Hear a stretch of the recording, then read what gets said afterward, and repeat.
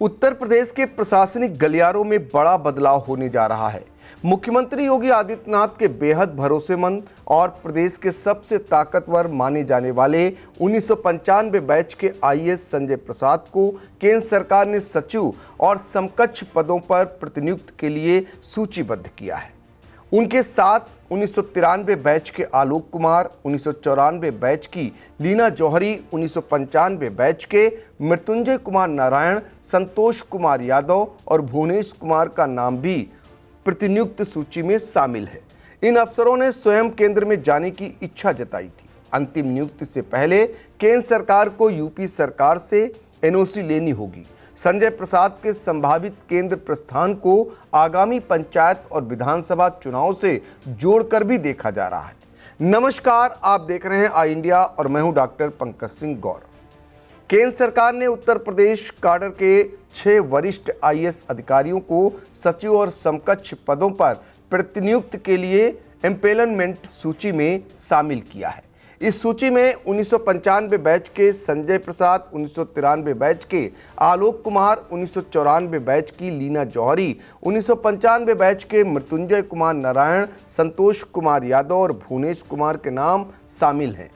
Empanelment का अर्थ है कि इन अधिकारियों को केंद्र सरकार में सचिव स्तर या उसके बराबर पदों पर नियुक्ति के लिए उपयुक्त माना गया है।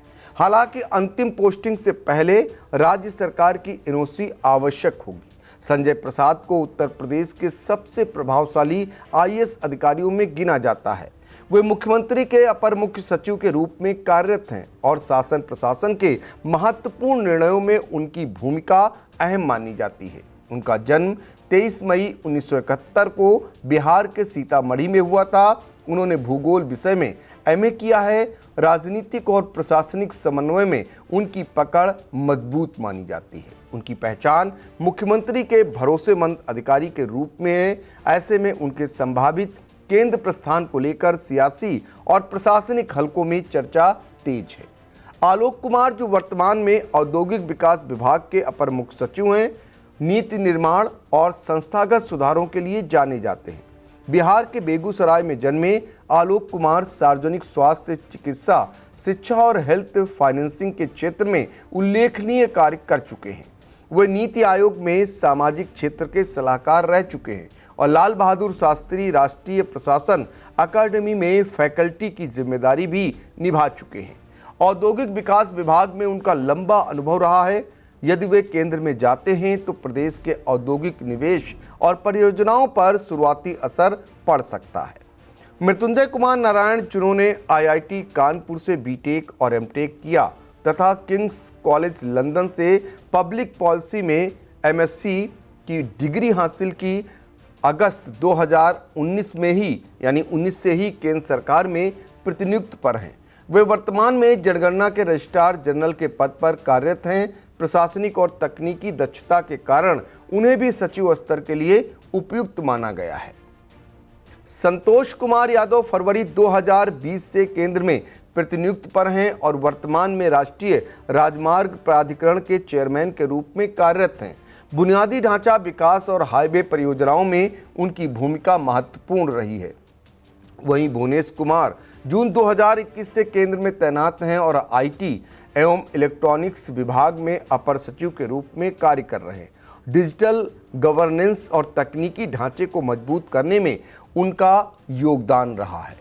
लीना जौहरी 1994 बैच की वरिष्ठ आईएएस अधिकारी, वर्तमान में उत्तर प्रदेश में महिला एवं बाल विकास विभाग की अतिरिक्त मुख्य सचिव हैं। वे प्रशासनिक अनुभव और संवेदनशील विभागों के संचालन के लिए जानी जाती हैं। हिंदी और अंग्रेजी दोनों भाषाओं में उनकी दक्षता तथा विभिन्न महत्वपूर्ण पदों पर कार्य करने का अनुभव उन्हें सचिव स्तर की जिम्मेदारी के लिए उपयुक्त बनाता है। नियुक्त विभाग के अधिकारियों के अनुसार एम्पेनलमेंट के बाद भी केंद्र सरकार अंतिम नियुक्ति से पहले राज्य सरकार से एनओसी लेती है। यदि राज्य सरकार एनओसी देने में देरी करती है या रोक लगाती है तो विशेष परिस्थितियों में केंद्र सरकार अपने विशेषाधिकार का उपयोग कर अधिकारियों को प्रतिनियुक्त पर बुला सकती है। हालांकि आमतौर पर राज्य और केंद्र के बीच सहमति से ही प्रक्रिया पूरी होती है। संजय प्रसाद के संभावित केंद्र प्रस्थान को आगामी पंचायत और विधानसभा चुनाव के संदर्भ में भी देखा जा रहा है। वे मुख्यमंत्री कार्यालय में रणनीतिक समन्वय की महत्वपूर्ण कड़ी माने जाते हैं। यदि वे केंद्र में नियुक्त होते हैं तो सीएमओ में नए यानी सीएम कार्यालय में नए भरोसेमंद अधिकारी की तलाश करनी पड़ेगी।